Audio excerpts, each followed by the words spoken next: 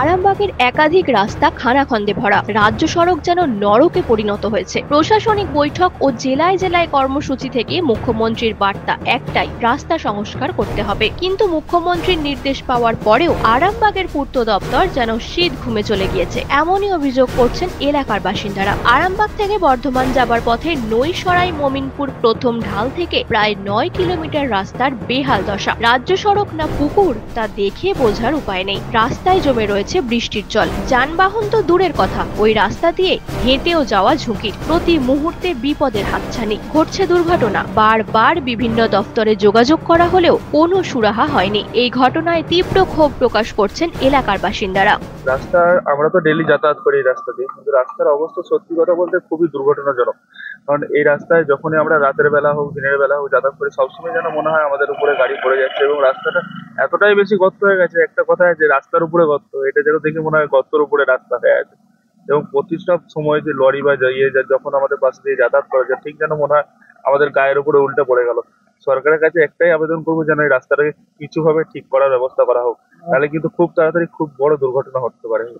হ্যাঁ, ছোটখাটো দুর্ঘটনা তো ঘটতেই থাকে, যখন কখনো কখনো লরি পড়ে, ছোট ছোট ডাম্পার পড়ে যায়, ছোটখাটো বাচ্চা হাতি গেলে তখন সেগুলো উল্টে পড়ে যায়, কখনো কখনো বসে যায়, এবং অনেক সময় মানুষ গাড়িতে রাস্তায় চলতে চলতে গাড়ি থেকেও পড়ে যায়। না, জল জমা হয়ে গেলে তো গর্ত কতটা আছে কিছু উপর থেকে বয়ে যায় না। আপনি যখন হয়তো রাস্তা দিয়ে যাচ্ছেন, আমার সাথেই ঘটেছে এরকম, আমি রাস্তা দিয়ে যাচ্ছি, দেখে মনে হচ্ছে কম জল, কিন্তু গাড়িটা যে হঠাৎ করে যে আটকে গেল। এবং রীতিমতো কেউ লোডে থাকলে অনেকজন, আমার সামনে দেখা একজনের পুরো বাচ্চা নিয়ে সে রাস্তায় পড়ে গেছে। এবং এই অবস্থায় জল জমা অবস্থা তো এই রাস্তা দিয়ে চলা খুবই বিপজ্জনক ব্যাপার।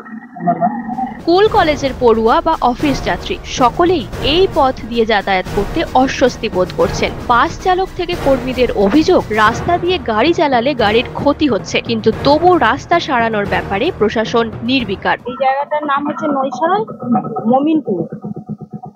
সেই মমিনপুর এলাকার প্রথম ঢাল থেকে আর কোদোপার বাজার পর্যন্ত রাস্তা খুব খারাপ, একদম যাওয়া আসা খুব অযোগ্য রাস্তা, বাস উল্টে যাওয়ার মতন অবস্থায়।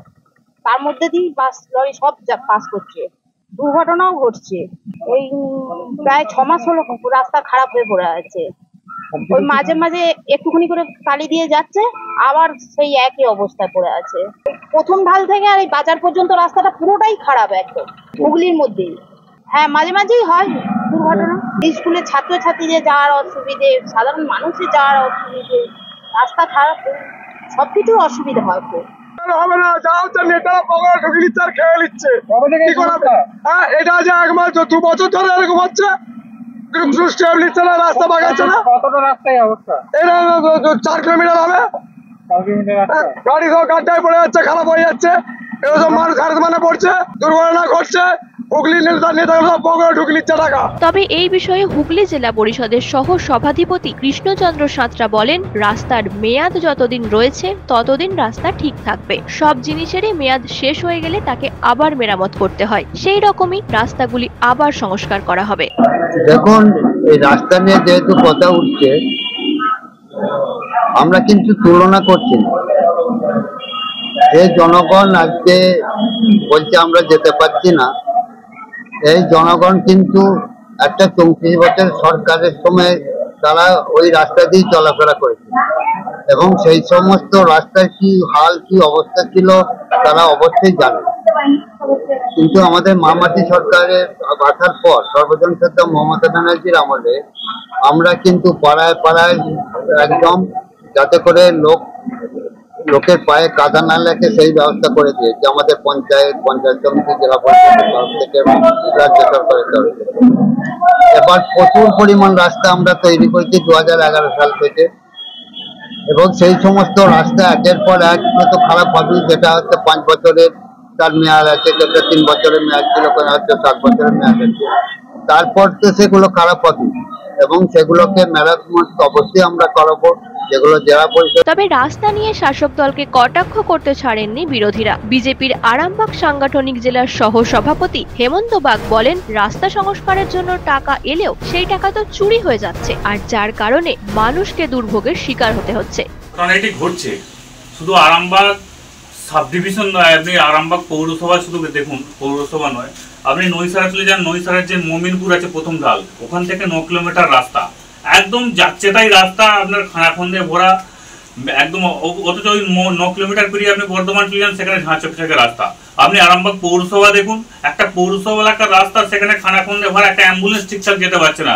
আপনি মায়াপুর থেকে আপনার জয়রামপুর পর্যন্ত দেখুন, প্রায় 5-4 কিলোমিটার রাস্তা, একটা গাড়ি তো দূরের কথা, সাধারণ মানুষরা পায়ে হেঁটে পর্যন্ত যেতে পারেন, এইরকম রাস্তার অবস্থা।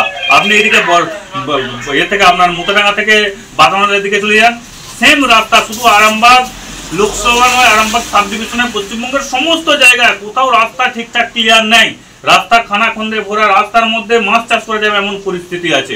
এই রাস্তা রিপেয়ারিং এর টাকা একাধিকবার এলেও সেই টাকা চুরি হয়ে যাচ্ছে, তৃণমূল নেতারা তারা পকেটে ভরে নিচ্ছে। এই রাস্তা রিপেয়ারিং এর টাকা তৃণমূল নেতারা পকেটে ভরে নেওয়ার জন্য আজকে একটা রাস্তা এখানে রিপেয়ারিং করা সম্ভব হচ্ছে না। আজকে তৃণমূল সরকার শুধুমাত্র রাস্তার টাকা নয়, আপনি কয়লা বালি থেকে সমস্ত টাকা তারা চুরি করতে করতে চোরে পরিণত হয়ে গেছে, এবং চোর একদম পার্মানেন্ট চোর হয়ে গেছে। তাই রাস্তার টাকা পুরোপুরি তারা তৃণমূল নেতাদের পকেটে চলে গেছে। শুধু আরামবাগ পৌরসভা নয়, নৈসারা নয়, মুতাডাঙ্গা নয়, আপনাদের বাতানোর নয়, সমস্ত রাস্তায় খুব অত্যন্ত খারাপ পরিস্থিতি। মুখ্যমন্ত্রী বারবার এই সমস্ত রাস্তা নিয়ে প্রশাসনিক বৈঠক করলেও কোনো প্রশাসনিক বৈঠকে লাভ হয়নি, কারণ তিনিও জানেন যে আমার নেতা নেত্রীরা, তৃণমূল কংগ্রেসের নেতা নেত্রীরা সবাই চোর। রাস্তা রিপেয়ারিং এর টাকা তৃণমূল নেতা নেত্রীদের পকেটে ঢুকে যাচ্ছে, তার জন্যই আজকে রাস্তার এই বেহাল অবস্থা। বাংলা, আরামবাগ। ঘর হবে সেরার সেরা, সবার কাছে মডেল, চিন্তা কিসের, সঙ্গে আছে কেবি মার্বেল। মনের মতো marble, granite, tile, sanitary fittings এর একমাত্র হোলসেল ও রিটেল শপ কেবি মার্বেল। যোগাযোগ 9434059753 অথবা 8918126044। আমাদের ঠিকানা বসন্তপুর, আমতলা মোড়, আরামবাগ, হুগলি। সাজাবো আমি স্বপ্নের বাড়ি, কেবি মার্বেলসে দেবো বাড়ি।